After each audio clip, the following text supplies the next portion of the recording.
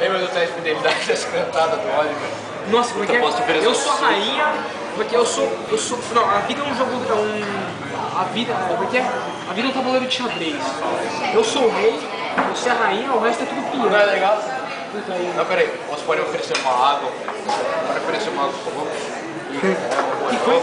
Olha, o cara se morde, Não, assim, assim, pra tirar a pode roupa. oferecer uma água, por favor. Ih, vou me morder todo, vou tirar a camisa. Puta, é sério? Da hora, né? Eu não lembro disso. Eu lembro do tabuleiro de xadrez. Chegar toda segunda-feira em casa, dava pra comer assistir. Teste de fidelidade. Meu, esse cara tá em Portugal, né? É mais um pornô.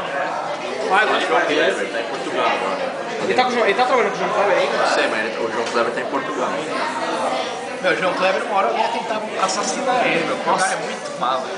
Nossa, não é foda. Aquelas pegadinhas lá era sacanagem, era da hora. O teste de fidelidade, não, tem uma época que o programa dele é só teste de fidelidade, que era a única coisa que dava audiência. Não, teve uma época que o da tarde dele era só pegadinha. Pegadinha.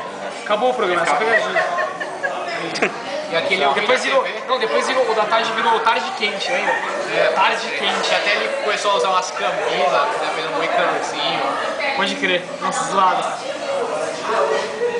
João Kleber. Acabou.